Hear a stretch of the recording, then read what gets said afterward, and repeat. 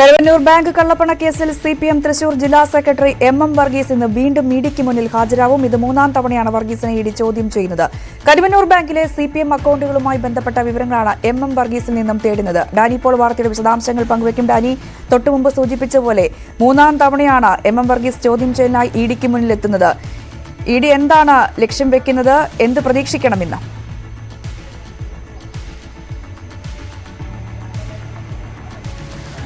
രഞ്ജിനെ നേരത്തെ ചോദ്യം ചെയ്യലിന് ഹാജരാകുമ്പോൾ അതിൽ നിന്ന് കാര്യങ്ങൾ കുറച്ചുകൂടി വ്യത്യസ്തമാണ് ഇപ്പോഴത്തെ ഒരു സാഹചര്യം എന്ന് പറയുന്നത്. കാരണം ഇ ഡി ഇതിന് മുൻപായിട്ട് ഇപ്പോൾ ചോദ്യം ചെയ്യലിലേക്ക് എത്തുന്നതിന് മുൻപ് തന്നെ ഇ ഡി കോടതിയിൽ സമർപ്പിച്ച ചില വസ്തുതകളുണ്ട്. ഈ വസ്തുതകൾ പ്രത്യക്ഷമായും തന്നെയും CPM-നെ വളരെയധികം പ്രതിരോധത്തിലാഴ്ത്തുന്ന കാര്യങ്ങൾ തന്നെയാണ് ഇ ഡി സമർപ്പിച്ചിരിക്കുന്ന കാര്യങ്ങൾ. ഒപ്പം തന്നെ കരുവന്നൂരിലെ മുൻ മാനേജർ സുനിൽകുമാറും മുൻ സെക്രട്ടറി സുനിൽകുമാറും മാനേജർ ബിജു കരീമും മാപ്പുസാക്ഷികൾ എന്ന രീതിയിൽ കോടതിയിൽ അപേക്ഷ നൽകിയിട്ടുണ്ട്.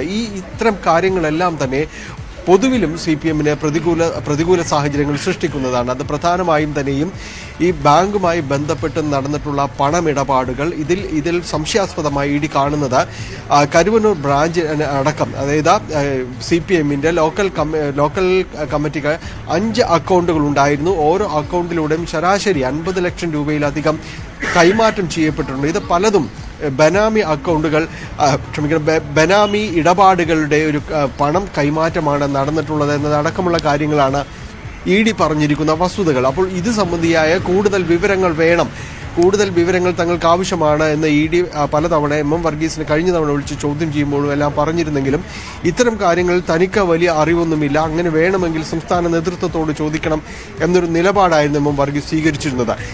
ഇങ്ങനെ ഒരു ചോദ്യത്തിനും ഇത്തരമൊരു സാഹചര്യത്തിനും എല്ലാം ഇടയാക്കുന്നത് ഈ രണ്ടുപേരുടെയും, ബിജു കരീമിന്റെയും അതോടൊപ്പം ഈ സുനിൽകുമാറും നൽകിയ മൊഴികളുടെയും ഈ മാപ്പുസാക്ഷികളാണ് അവർ അപേക്ഷ നൽകുന്ന ഒരു സാഹചര്യമെല്ലാമാണ് ഇ ഡിക്ക് ഈ കാര്യത്തിൽ ഇത്ര കണ്ടൊരു കരുത്ത് പകരുന്ന ഒരു സാഹചര്യം ഉണ്ടാവുന്നത്.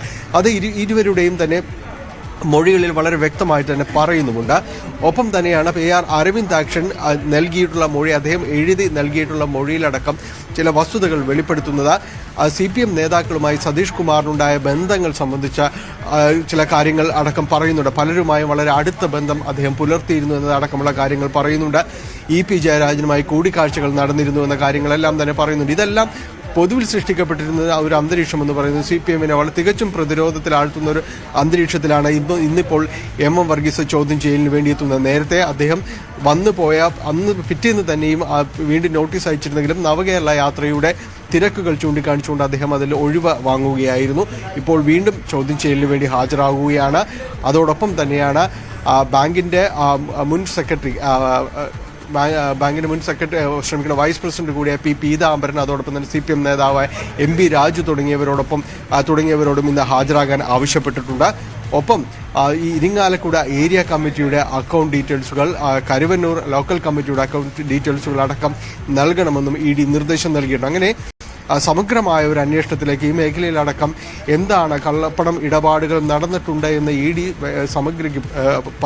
സമർത്ഥിക്കുമ്പോൾ അത്തരം കാര്യങ്ങളിലേക്ക് കൂടുതൽ ചോദ്യം ചെയ്യലിലേക്ക് അടക്കം നീങ്ങേണ്ടതുണ്ട്, കൂടുതൽ വിവരങ്ങൾ തങ്ങൾക്ക് വേണ്ടതുണ്ട് എന്ന രീതിയിൽ തന്നെയാണ് ഇ ഡി മുന്നോട്ട് പോകുന്നത്. എം വർഗീസും മറ്റ് രണ്ടുപേരും എത്തുന്നത് ഇത്തരം ചോദ്യങ്ങൾക്ക് മുന്നിലേക്ക് തന്നെയാണ്. രഞ്ജിത്ത്.